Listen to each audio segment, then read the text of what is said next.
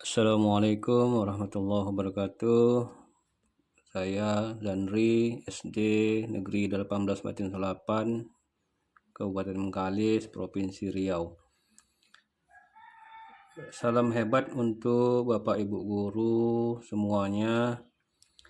Saya kali ini akan membacakan aksi nyata topik 2 kurikulum merdeka, yaitu menyebarkan pemahaman mengapa kurikulum perlu berubah. Baiklah, pada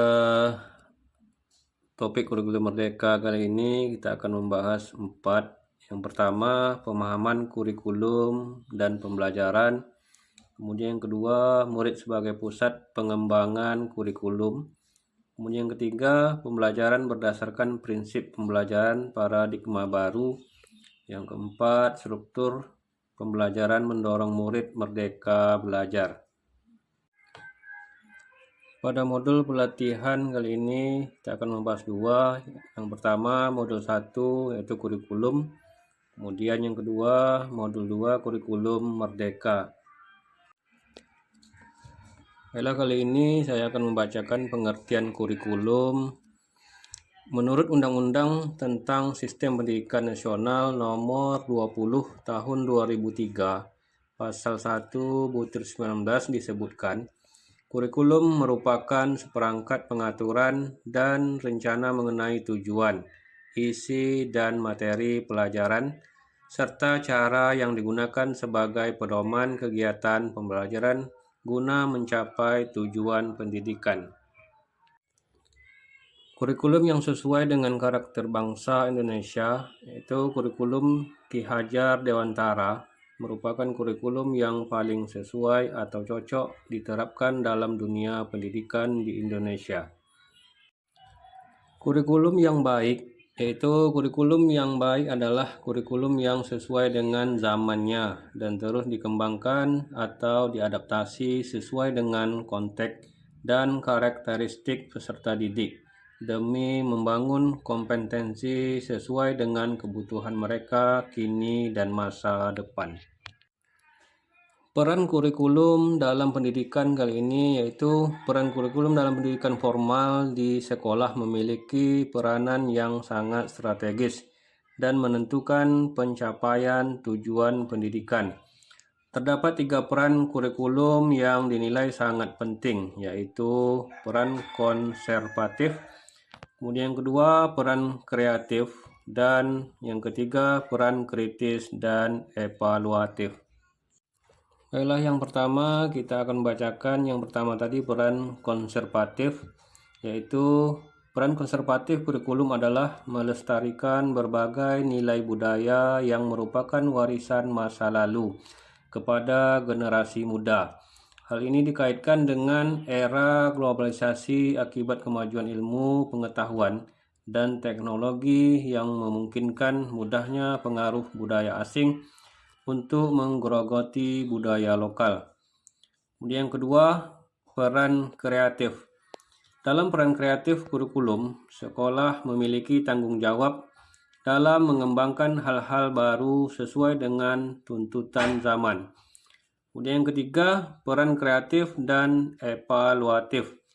Namun, menindaklanjuti peran konservatif kurikulum, tidak setiap nilai dan budaya lama harus tetap dipertahankan. Kita lanjut fungsi kurikulum dalam pendidikan. Fungsi kurikulum dalam pendidikan adalah meninjau kembali tujuan yang selama ini digunakan oleh sekolah maupun lembaga pendidikan yang saling berkaitan.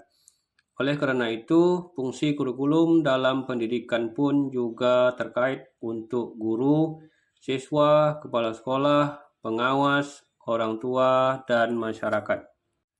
Kedudukan kurikulum dalam pendidikan yang pertama yaitu kurikulum mempunyai kedudukan sentral dalam seluruh proses pendidikan.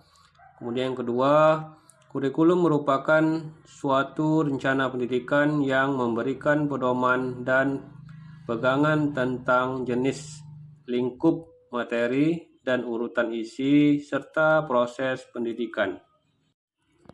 Kita lanjut komponen kurikulum.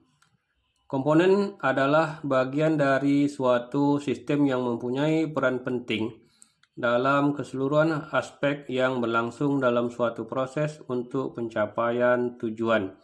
Komponen-komponen kurikulum meliputi tujuan kurikulum, komponen isi atau bahan, komponen strategi pelaksanaan, dan komponen evaluasi.